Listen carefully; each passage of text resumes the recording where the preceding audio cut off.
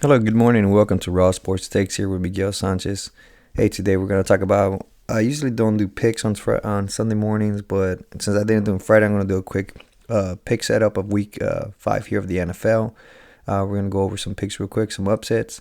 But first, I want to talk about yesterday, college football game. College football game yesterday. It was just a plain upsets everywhere, which was great to watch if you ever get a chance, watch some college football. College football is great in a sense that uh, if you go for like a school or a state, you kind of cheer for them. It was upsets everywhere pretty much yesterday. The biggest one, of course, was Bama losing to Vandy, which if you saw the record and you saw the stats, if you're watching that game, but apparently Vanderbilt is 0-60 against number one schools all time. And yesterday got the first win. And then the best part about winning like a big old upset like that at your own house, which is kind of funny because Nick Saban said that was the only place, Vanderbilt was the only place that is not hard to play at in the SEC. And so it was funny after they won the game because they replayed that clip of Nick Saban saying the same thing over again while they were rushing the field. Rushing the field, I think, is great. I've been not been a part of, but I've seen it a few times live where college teams, the fans just go rush the field, and it's a great feeling. One last one that I saw was I went and saw UTSA versus I believe it was Western or Eastern Kentucky. I want to say I forgot which one it was. Western Kentucky, that's what it was. Yeah, Western Kentucky, and they were playing for the championship there. And UTSA won, and then the UTSA team ended up rushing the field, which was kind of fun to watch. All the kids rush the field. One of the most interesting parts about it is that there was a captain there from the fire department that was there for fire prevention, and he was trying to stop the guys from going onto the field. And later on, I told him when I saw him, I'm like, "What the hell were you thinking, man? You're not gonna stop them from rushing the field. They're just gonna knock you out of the way and just keep going." Like, it's hilarious to watch. Uh, Stop people trying to stop like thousands of people there trying to rush it. And then afterwards, I saw more film of the Vanderbilt fans uh, rush the field. They took the goalpost, which is always funny to me. They always take the goalpost every single time. They took the goalpost, they took it off, and they dragged it all the way to the Cumberland River, and they threw it in the river, which again also funny. You can't be mad at them. It's one of the biggest upsets ever. Vanderbilt, if you don't know, it's a great school. It's ranked number 18 out of 435 colleges when it comes to education. But football, they're not known for sports. So it was great to see that. Also saw Texas A&M upset Missouri. I don't think Missouri is the top 10 school anyways. I think they're pretenders. They're just haven't played anybody. Then they were playing at Texas A&M, and Texas A&M is a tough place to play. Just as Alabama a few years back when Johnny Manziel beat them, and they were Alabama was number one at the time. So that just goes to show you how tough it is to play at A&M. The 12 man. I have been a part of a game there once. I believe it was who was playing. Ryan Tannehill was the quarterback of A&M, and they were playing Oklahoma State, I believe, and Oklahoma State had the other old ass quarterback that got drafted by the Browns. The name can't think to his head, but they had a really good wide receiver, and they were both ranked in the top 10. And it was a wild game from beginning to end. Oklahoma State ended up winning the game, but the crowd there was still wild from beginning to end. They stay wild, they stay cheering. Don't matter if they lose. If you ever get a chance, catch a game. If you live around there, catch a game in Kyle Field. It's a great experience. I imagine it's like an experience like at Death Valley, like up there in LSU, or somewhere like in the Michigan, the Big House, or Ohio State. I imagine it's just like that. It gets really wild, and the team gets really extraordinary. So that's a good. It was a good. It was pretty much upsets all everywhere. I mean, you got Texas A&M beating number 9 ranked Missouri. You have Alabama, of course, losing to Vanderbilt, which I guess they forgot they were playing Vanderbilt and they forgot to play defense there in Alabama. So that was a crazy game in a sense. You got USC ranked number 11, lost to Minnesota, who's not ranked by 7 points. That's another crazy game. You also had Washington beating Michigan, number 10, number Michigan. But then again, Michigan doesn't have no offense. They have a pretty decent defense, but they're not anything. They're a shell of what they were last year when they went to the championship. And then you got the University of Miami barely beating Cal. At Cal, that was another one. That was a crazy game. That was a really good game, 39-38.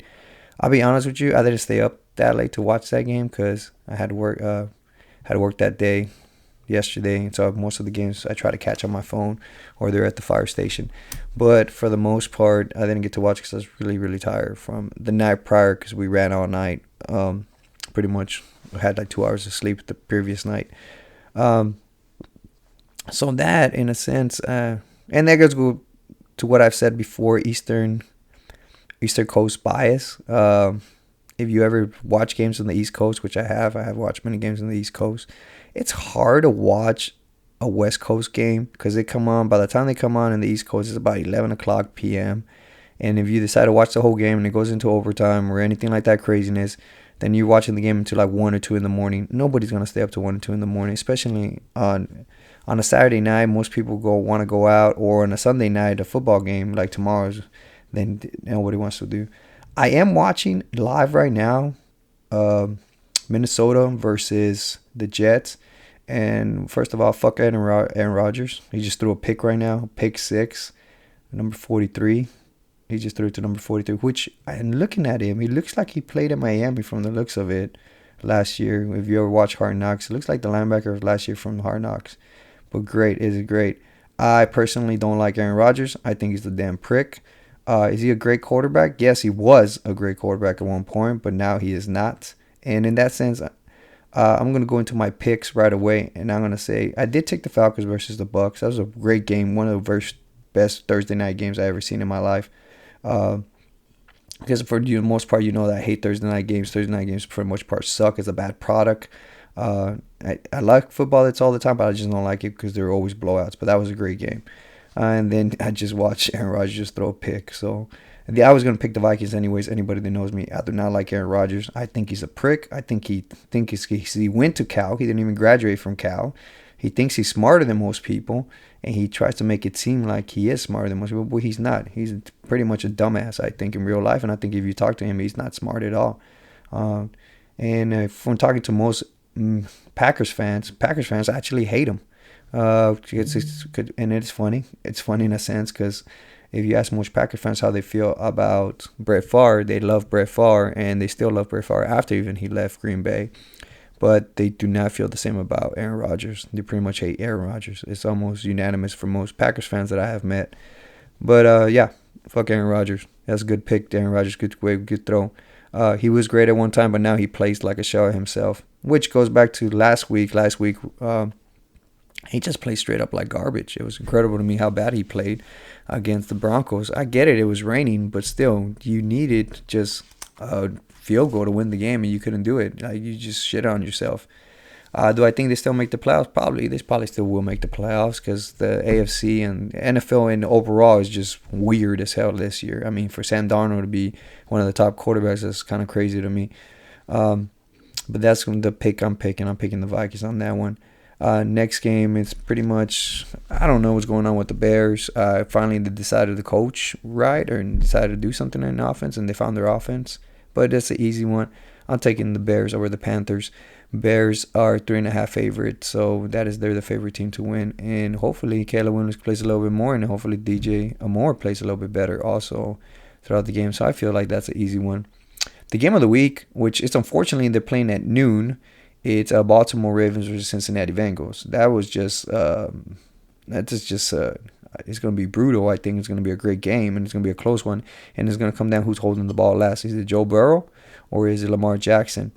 I think Cincinnati starts winning it, and I think this put on a winning streak, and I think this game puts him back on the map. Of course, the Ravens are favored, but I'm going to take the upset in the Cincinnati Bengals just because of Joe Burrow.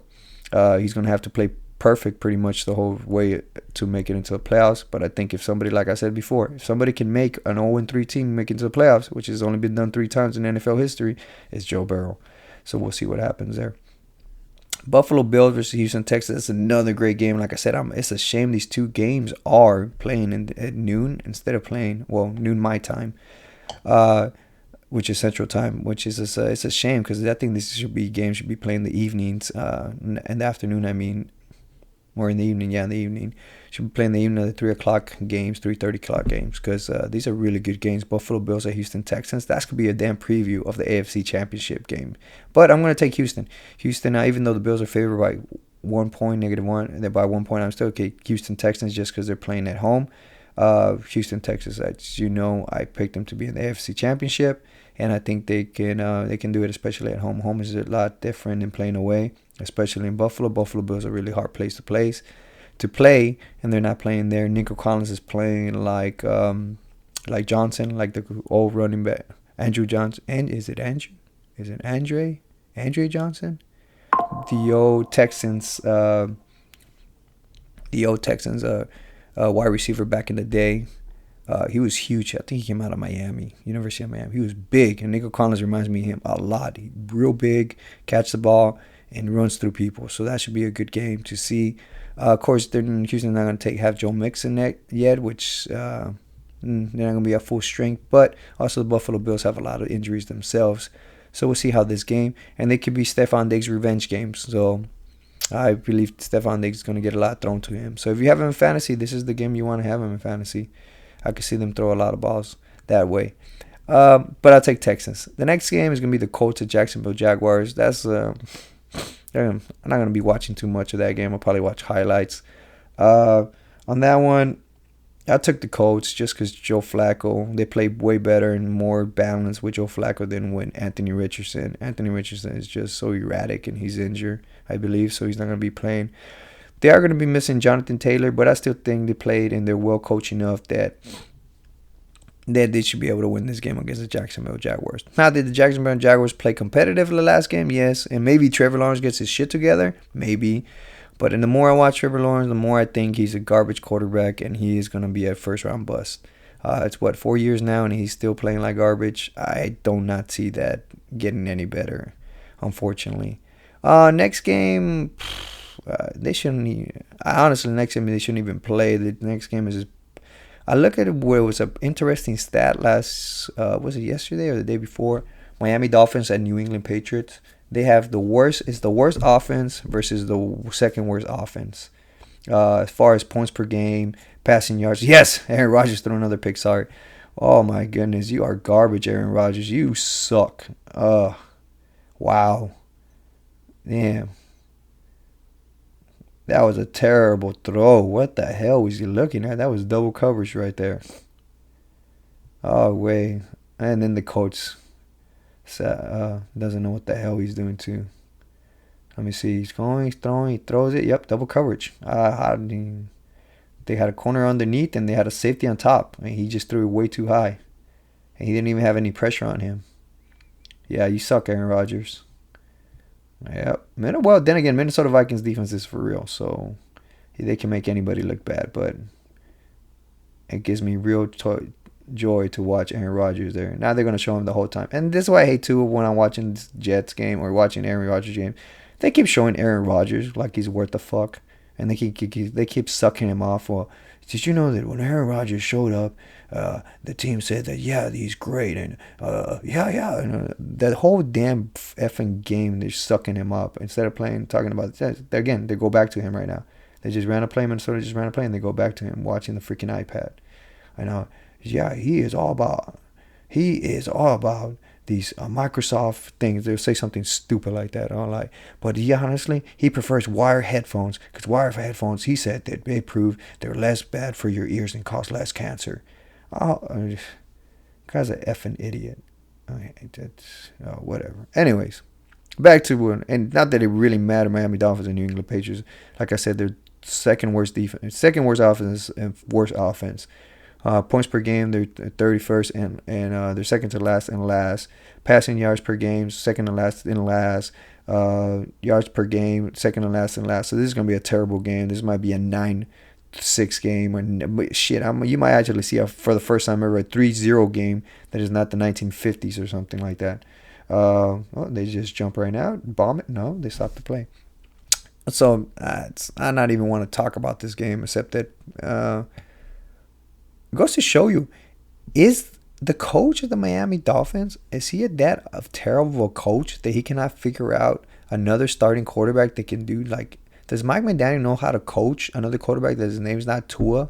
You would think for having an explosive weapon like Tyreek Hill, Jalen Waddle, the two running backs, and that he could actually, come up with some good plays for the Tyler Huntley that he play. But no, it's Tua or nothing there. Does that show how valuable Tua is, or does that show how bad of a Mike McDaniels looks? By the way, Mike McDaniels looks like he's drinking again. His eyes are red as can be. Hoping not. I hope he hasn't needs to go back to rehab, but he looks terrible. But anyways, let's go to the next game. Well, who did I pick on that one? Pick Patriots. I'll take the Patriots because the Patriots, they're bad. They have no talent, but the other team Miami has a lot of talent, but they just not coach well. Next one is Cleveland Browns and Washington Commanders. As a Cowboys fan, I hate to have the Commanders actually playing well, but they are, so I'll take the Commanders. It's at home, and Cleveland hasn't shown any kind of life. And Deshaun Watson, not a fan of, as you know, so I could give two shits about them. So I'll take the Commanders. And with Jalen Waddle, apparently, it's another C.J. Stroud. Do we have another C.J. Stroud kind of 2.0? Is that what we're having? Because I remember last year, everybody was saying Bryce Young, number one pick. He's the best. And then C.J. Stroud was the second quarterback taken, and C.J. Stroud took the league by storm and had the best rookie season of all time for a quarterback. Now this year, same thing, and I am guilty for this because last year I'll take credit and say that I did say C.J. Stroud was going to be the better quarterback. This year, I thought Jalen Daniels was the third best quarterback. I thought, honestly, Michael Penix from the Washington, which he got drafted by the Falcons, was the second best quarterback there. I do believe in Williams as the best quarterback of this draft. He got picked number 1 overall.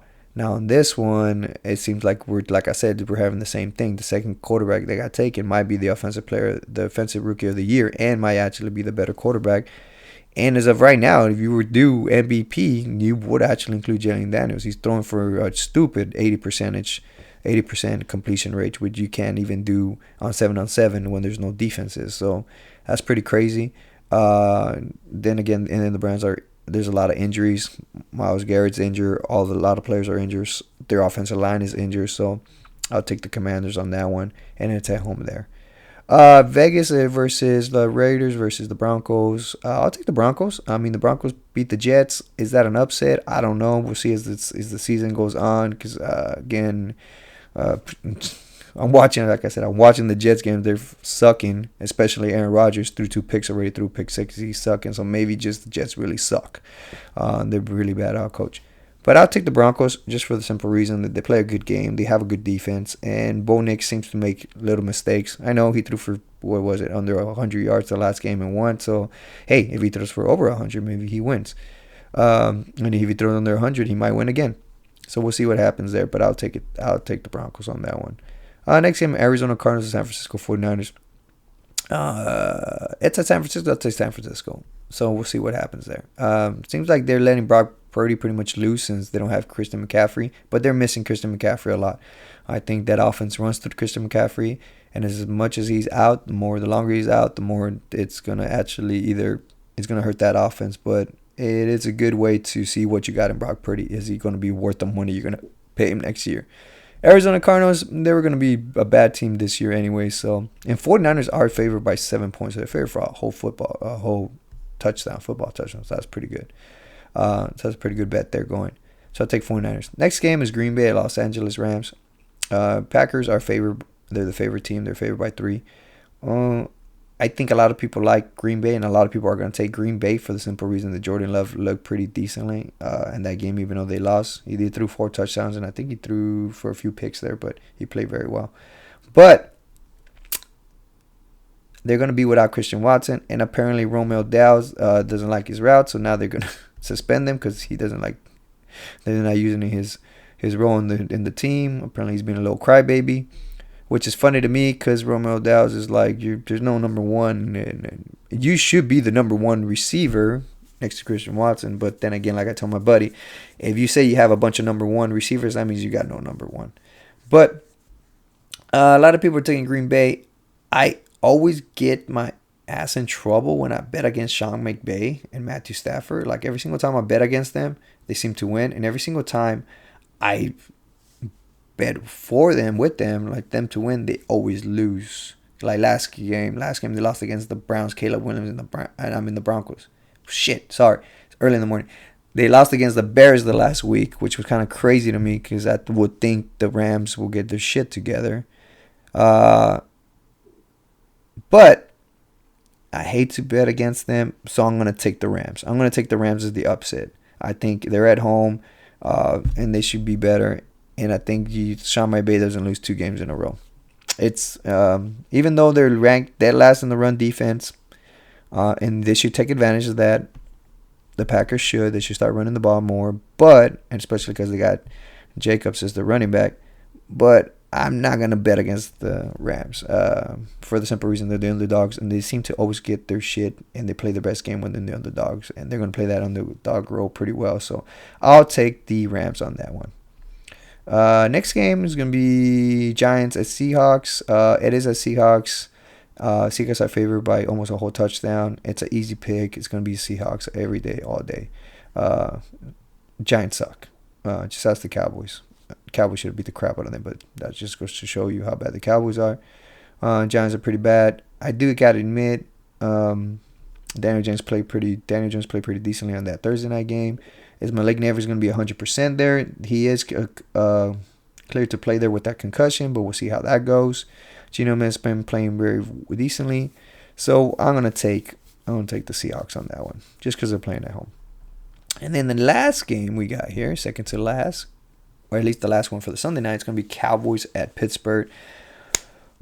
I don't know what to think of this game. Pittsburgh went into Indiana to the Colts and got their ass whooped by freaking Joe Flacco, and pretty much, how old is Joe Flacco? 45, 50 years old? No, I'm just kidding. He's probably like 40 years old.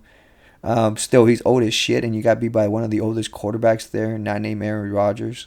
And Joe Flacco, who's pretty much hasn't had a decent season in 5 to 10 years, whatever that is. I'll take the. I don't know. I before last week, I really thought the Pittsburgh defense was the number one defense. They were the tremendous defense. They hadn't allowed more than 12 points in a game, or 10 points in the whole game, and then the Colts go in there and beat the crap out of them. The Steelers are favored to win that game. I think at this point, Cowboys have no run offense pretty much. I hope they still try to run the offense there, but this is going to be one of those make or break Dak Prescott moments. This is going to be one of those games where, hey, Dak Prescott plays really, really, really, really good. He's going to shut down some of his haters, and a lot of people will say, well, that's why you pay him this kind of money.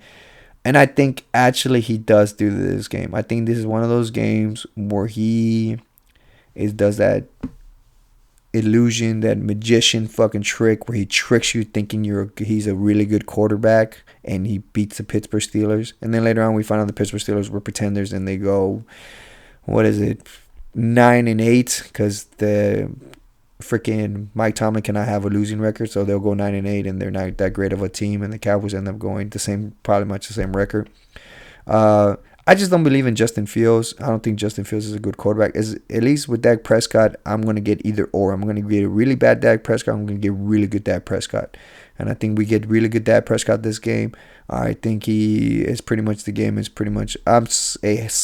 that CeeDee Lamb is the only pass catcher on that whole team. But Jake Ferguson's going to be there. Jalen Tolbert seemed to play a little bit better week 2. Turns to week 2, so we'll see that.